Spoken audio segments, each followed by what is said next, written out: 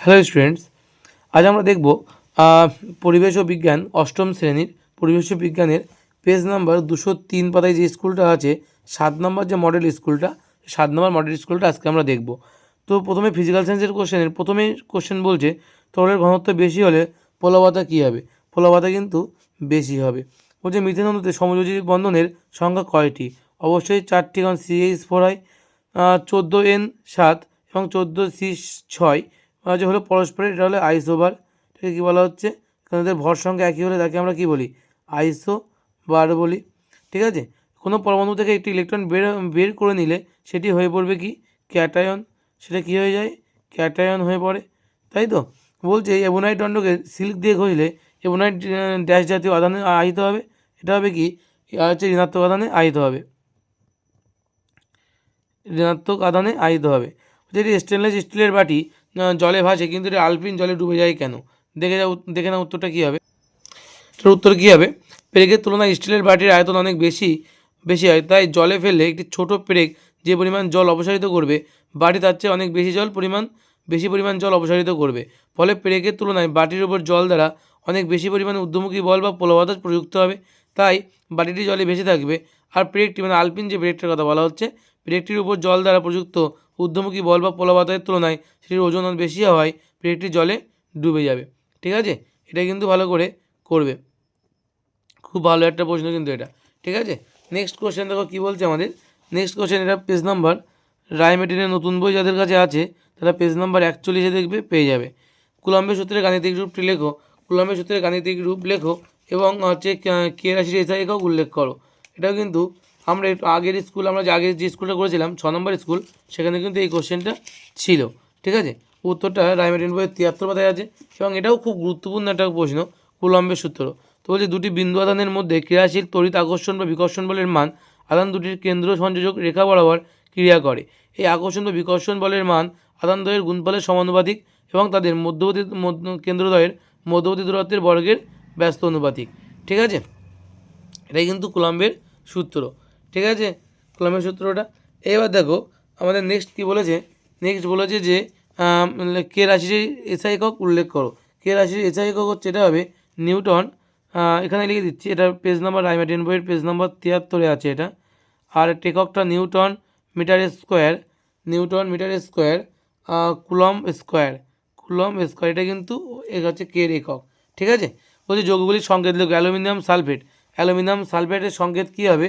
Al2SO4 group 3, এটা হচ্ছে aluminium সালফেটের সংকেত।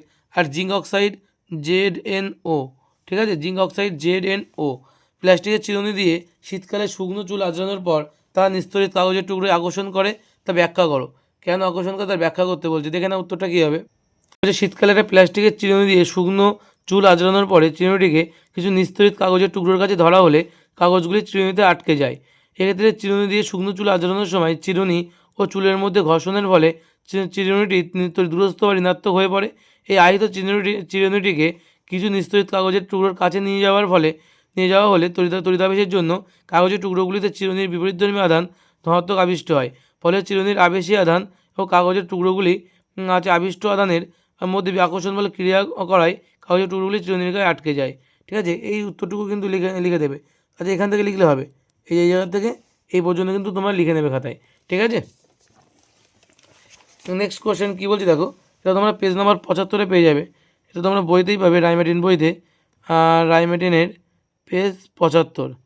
তারপরে বলছে যে F1 হলো পৃথিবীর ব্যাসার্ধের সমান দূরত্বে অবস্থিত দুটি বস্তুর 1 কেজি ভরের মধ্যে ক্রিয়াশীল পারস্পরিক আকর্ষণ বল। F2 হলো পৃথিবীপৃষ্ঠে 1 কেজি ভরের বস্তুর মধ্যে পৃথিবীর আকর্ষণ বল। তাহলে F1 এবং F2-র মধ্যে কোনটি বড় এবং কেন ব্যাখ্যা করো। এখানে একটা বইতেই তোমাদের আছে, তোমাদের বইয়েরই কোশ্চেন। এই উত্তরটা কিন্তু অনেকটা বড় আছে, উত্তরটা দেখে নাও। এই পুরোটাই কিন্তু লিখতে হবে, হলুদ ঘর পুরোটাই কিন্তু লিখতে হবে। ঠিক আছে, বলছি ধরা যাক এ আর বি দুটো বস্তু 1 কেজি ভরের আছে, 1 মিটার দূরত্বে আছে। তাদের মতো যদি আমরা F1 বল কাজ করে, তাহলে F1 এর মান কত হবে? এক্ষেত্রে এই এত বড় মানটা F1 এর মান হবে যদি আমরা মানটা বসাই। আবার বলছি তার মানে বলতে পারি 6.67 নিউটনের 10,000 কোটি ভাগের 1 ভাগ মহাকর্ষ বল কাজ করছে। এবার আমরা কী করছি, 1 কেজি ভরের একটা বস্তু নিচ্ছি আর পৃথিবীর ভর নিচ্ছি, পৃথিবীর উপরে থাকা কোনো বস্তুর উপরে। সেক্ষেত্রে F2 বল কাজ করলে পৃথিবীর ভর আছে এটা নির্দিষ্ট, পৃথিবীর ব্যাসার্ধ, এটা হচ্ছে আমাদের দূরত্ব হবে এখানে। সেক্ষেত্রে আমরা F2 এর মান পাচ্ছি 9.797 নিউটন। ঠিক আছে, তাহলে F1 এর মান কত, অনেক কম, আর F2 এর মান অনেকটা বেশি, এটাই কিন্তু এখানে বলেছে। ঠিক আছে, এটাই কিন্তু এখানে বলেছে। এই কোশ্চেনটা কিন্তু বাড়িতে ভালো করে দেখবে, এই কোশ্চেনটা কিন্তু খুব ভালো কোশ্চেন। ঠিক আছে, এটা তোমার টেক্সট বুকেই পেয়ে যাবে, পেজ নাম্বার তোমরা পাবে 19 পাতায় টেক্সট বুকে বলেছে। তারপরে কোশ্চেন দেখো, অভিকর্ষ বলতে কি বোঝো। তারপরে কোশ্চেন কি বলছে, যে অভিকর্ষ বলতে কি বোঝো, মুক্তিবেগ কাকে বলা হয়। দেখে নাও অভিকর্ষ কাকে বলে, দেখে নাও। বলছে পৃথিবী ও তার পৃথিবীর আশেপাশে থাকা অন্য কোনো বস্তুর মধ্যে যে মহাকর্ষ বল ক্রিয়া করে তাকে বলা হয় অভিকর্ষ। ঠিক আছে, এটা হচ্ছে আমাদের অভিকর্ষের সংজ্ঞা। আর মুক্তিবেগ কাকে বলে, এই পাতাই আছে নিচের দিকে। বলছে যে ন্যূনতম বেগে কোনো বস্তুকে ছোড়া হলে ব্র্যাকেটে লিখে দেবে 11.2 কিমি/সেকেন্ড। পৃথিবীর মাটির উপর থেকে পৃথিবীর উপর দিকে ছোড়া হলে তার পৃথিবীর আকর্ষণের বাইরে চলে যায়, পৃথিবীতে ফিরে আসে না। অর্থাৎ যে ন্যূনতম বেগে কোনো বস্তুকে ছোড়া হলে সেই বস্তুটি আর পৃথিবীতে ফিরে আসবে না, পৃথিবীর আকর্ষণের বাইরে চলে যাবে, তাকে বলা হয় মুক্তিবেগ। মুক্তিবেগের মান 11.2 কিলোমিটার/সেকেন্ড। এটা কিন্তু তোমরা লিখে দেবে। ঠিক আছে, বলছে 2 বর্গমিটার অঞ্চল জুড়ে 14 নিউটন বল কাজ করছে, চাপের মান কত। তাহলে পি ইজ ইকুয়াল টু কত, বল বাই ক্ষেত্রফল। বল মানে 14 নিউটন বাই 2 বর্গমিটার, 7 গুণ 14, তাহলে 7 হচ্ছে আমার অ্যান্সার। চাপের একক হচ্ছে পাস্কেল/SI একক, তাহলে 7 পাস্কেল হচ্ছে অ্যান্সার হবে। অবাধে পতনশীল বস্তুর ক্ষেত্রে আর্কিমিডিসের নীতি প্রযোজ্য হয় না কেন।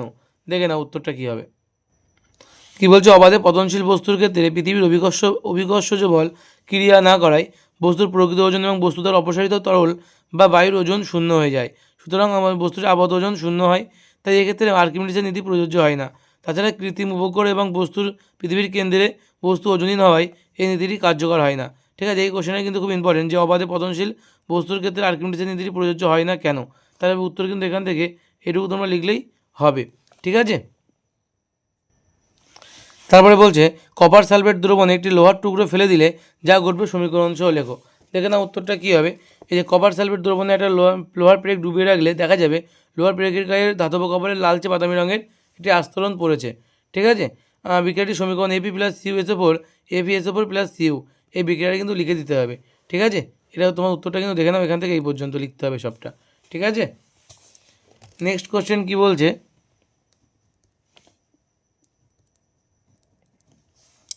বলছি Fe+H2 A+B তৈরি করছে। আচ্ছা, এটা দেখে না উত্তরটা কি। আর একটা বলছে কি A+B তৈরি করছে আর Al+H2O C+D তৈরি করছে। ABCDর আমাদের এখানে কী করতে হবে, ABCDকে চিহ্নিতকরণ করতে হবে। দেখে নাও এটা বইতে উত্তরটা এই যে দেওয়া আছে, এই কোশ্চেনটা AB+H2O A+B Al+H2O C+D ABCDকে শনাক্ত করো। বলছে এ হচ্ছে Fe3O4 ফেরাসোফেরিক অক্সাইড, বি হচ্ছে H2 হাইড্রোজেন গ্যাস, সি হচ্ছে AlOH গ্রুপ 3 অ্যালুমিনিয়াম হাইড্রোক্সাইড, আর এ হচ্ছে ডি হচ্ছে H2 মানে হাইড্রোজেন গ্যাস। ঠিক আছে, ABCD কিন্তু শনাক্তকরণ হয়ে গেল। এইটা কিন্তু তোমরা হচ্ছে দেখবে ভালো করে। ঠিক আছে, এটা পেজ নাম্বার 198 রাইমাটিন বইতে। আয়ন যৌগ সোডিয়াম ক্লোরাইড এবং সমযোজী যৌগ কর্পূরের মধ্যে ধর্মের পার্থক্য লেখো। দেখে না উত্তরটা কী হবে। এই যে উত্তরটা আছে দেখে নেবে এখান থেকে, যে আয়ন যৌগ সোডিয়াম ক্লোরাইড এবং সমযোজী যৌগের কর্পূরের মধ্যে ধর্মের পার্থক্য। এখানে দুটো দেওয়া আছে, এটা কিন্তু ভালো করে পড়ে নেবে। ঠিক আছে, অনেকগুলো বিষয় উল্লেখ করে দিয়েছে, সোডিয়াম ক্লোরাইড আর কর্পূরের মধ্যে পার্থক্য কিন্তু এখানে দিয়ে দিয়েছে, ভালো করে পড়ে নেবে এটা। নেক্সট কোশ্চেন কী বলছে, এটা রাইমাটিন বইতে পাবে তোমরা হচ্ছে 240 পাতায়। বলছে NH3 অ্যামোনিয়া অণুর যে গঠনটা, অ্যামোনিয়া অণুর গঠন ইলেকট্রনীয় গঠন দেখাতে বলছে। দেখে না উত্তরটা কী হবে। এই যে অ্যামোনিয়া অণুর গঠনটা এরকম, আগেও কিন্তু এটা অনেকবার আমি দেখিয়েছি, সুতরাং এটা কিন্তু খুব গুরুত্বপূর্ণ একটা প্রশ্ন। ঠিক আছে, এটা কিন্তু খুব ভালো করে করবে, পরীক্ষায় আসতে পারে। অ্যামোনিয়া অণুর গঠনটা এরকম হয় কিন্তু, অণুর প্রাথমিক গঠন। নেক্সট কোশ্চেন কী বলছে, লাইফ সায়েন্সের, বলছে যে প্রোটিন সংশ্লেষে অংশ নেয় কে, রাইবোজোম। চোখের রেটিনায় উজ্জ্বল আলোর বর্ণ শোষণে সক্ষম কে, কোন কোষ। বলছে রক্তচাপ নিয়ন্ত্রণ করে পেশিকলা। লিউকোপ্লাস্টের একটি কাজ লেখো। খাদ্য সঞ্চয় করা, উদ্ভিদের খাদ্য সঞ্চয় করা। ক্যান্সার আক্রান্ত কোষে কোন অঙ্গাণুর সক্রিয়তা বৃদ্ধি পায়, লাইসোজোম। তারপরে বলেছে মিল খুঁজো মাইটোকন্ড্রিয়া ক্রিস্টি ক্লোরোপ্লাস্টিড গ্রানা। বলছে খুব শুকনো ঠান্ডা পরিবেশে অ্যান্টিফ্রিজ প্রোটিন কীভাবে সাহায্য করে। দেখে নাও এটা উত্তরটা, খুব শুকনো এবং ঠান্ডা পরিবেশে। দেখে নাও উত্তরটা কী হবে। খুব শুকনো এবং ঠান্ডা পরিবেশে বসবাসকারী প্রাণীদের কোষে অ্যান্টিফ্রিজ প্রোটিন থাকে, যা কোষীয় তরলে বরফের ক্লাস তৈরিতে বাধা দেয়। এছাড়া তাপ সংরক্ষণের প্রয়োজনে এদের দেহে ফ্যাট সঞ্চয়কারী কোষে প্রাচুর্য থাকে। ঠিক আছে, নেক্সট কোশ্চেন কী বলছে, প্রাইমর্ডিয়াল ইউট্রিকল কাকে বলা হয়। উদ্ভিদ কোষে কিসের উপস্থিতির জন্য গাছের গুঁড়ি ভীষণ শক্ত হয়। তো প্রথম বলছে প্রাইমর্ডিয়াল ইউট্রিকল কাকে বলা হয়, একটু দেখে নাও। প্রাইমর্ডিয়াল ইউট্রিকলের সংজ্ঞাটা কী বলছে। বলছে উদ্ভিদ কোষে গহ্বরের বাইরে কোনো পর্দা থাকে না। বলছে গহ্বরের আকার ক্রমচ্ছন্ন যখন বাড়তে থাকে তখন নিউক্লিয়াস সহ সাইটোপ্লাজমের কোষপ্রাচীরের ভিতরের দিকের কোষের পরিধির দিকে সরে যায়। গহ্বরকে বেষ্টন করে সাইটোপ্লাজমের এই ধরনের বিন্যাসকে বলা হয় প্রাইমর্ডিয়াল ইউট্রিকল। গহ্বরের ভূমিকাটা এখানে দেওয়া আছে, এটা উপরে নেবে। ঠিক আছে, নেক্সট কোশ্চেন কী বলছে দেখো। নেক্সট কোশ্চেন বলছে, এটা ছায়া প্রকাশনের বইতেই পাবে, পেজ নম্বর 341, ছায়া। উদ্ভিদ কোষে কিসের উপস্থিতির জন্য গাছের গুঁড়ি ভীষণ শক্ত হয়। উত্তর হবে গলজি বস্তু। বলছে বংশগত পদার্থ বহনকারী কোষীয় অঙ্গ দুটি একটি পরিষ্কার চিত্র অঙ্কন করে। আচ্ছা, বংশগত পদার্থ বহনকারী কোষীয় অঙ্গের নাম হচ্ছে নিউক্লিয়াসের চিত্র রাখতে বলছে। ঠিক আছে, নিউক্লিয়াসের চিত্র তোমরা আঁকবে। তারপর বলছে ক্যাকটাসের কাণ্ডের কোষে জল সঞ্চয়কারী উপাদান কী। এটা হচ্ছে উত্তর কী হবে, এটা হচ্ছে জল সঞ্চয়কারী উপাদান হচ্ছে মিউসিলেজ। উত্তর কী হবে, বিদ্যাকে মিউসিলেজ। কোথায় লিখি এটা, বিদ্যাটা এখানে লিখছি, মিউসিলেজ। তারপরে কি আছে, তারপরে দেখো বলেছে যে ক্লোরাইড কোষ কী। দেখে না উত্তরটা, ক্লোরাইড কোষ কী। এটা হচ্ছে ক্লোরাইড কোষের সংজ্ঞা। কি বলছে, যে সমুদ্রের মাছের ফুলকায় অবস্থিত বিশেষ এক ধরনের কোষ যা দেহ থেকে অতিরিক্ত লবণ বের করে দিয়ে দেহের অভিস্রবণ নিয়ন্ত্রণ করে। একে আমরা কি বলছি, বলছি ক্লোরোপ্লাস্টিড। তারপর মাইটোকন্ড্রিয়ার চিত্র রাখতে বলছি, তোমরা বই থেকে পেয়ে যাবে। এটা বলছে পেশিকোষে উপস্থিত শ্বাসরঞ্জক কণাটির নাম লেখো। পেশিকোষে উপস্থিত শ্বাসরঞ্জক কণাটির নাম লেখো। তার উত্তরটা কী হবে, পেশিকোষে উপস্থিত শ্বাসরঞ্জক ক্রিয়ার নাম হচ্ছে মায়োগ্লোবিন।